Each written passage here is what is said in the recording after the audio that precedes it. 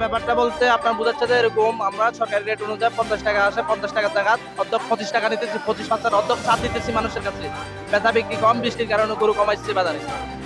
এটা নিরাপত্তার অবস্থা কেমন, লেনদেনের বিষয় নিয়ে একটু যদি একটু বলতেন। নিরাপত্তা ব্যবস্থা বলতে প্রশাসন আছে, ওনারা ভালোভাবে তদারকি করতেছে, বাজার মনিটরিং করতেছে, ভালো নিরাপত্তা দিতেছে ক্রেতা এবং বিক্রেতাদেরকে। গরুর বিক্রেতা ক্রেতা সবাইকে সাবধান করা হলো, গরুর হাটে অপরিচিত কোনো লোকের কোনো খাবার, ডাবের পানি, কোনো কিছু পান, কোনো কিছু খাবেন না।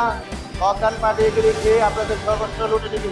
সবাইকে অজ্ঞান পার্টি, কলম পার্টি থেকে সতর্ক হওয়ার জন্য বলা হলো এবং টাকা গ্রহণ এবং টাকা পরিবহনের সময় পুলিশি সহায়তা নেওয়ার জন্য সবাইকে নির্দেশনা দেওয়া হলো। গরুর হাটে চোর, ছিনতাইকারী, পকেট মারতে দৌরাত্ম আছে। আপনারা এদের খপ্পর থেকে সতর্ক থাকেন এবং বিপদ থেকে মুক্ত থাকেন। 1,60,000, তাতে কেমন মনে হলো, দামটা বেশি না কম? দাম বেশি বেশি। টাকা কত বিক্রি হয়েছে? 1 লক্ষ। কিনছেন না বিক্রি করছেন? 1 লক্ষ 50।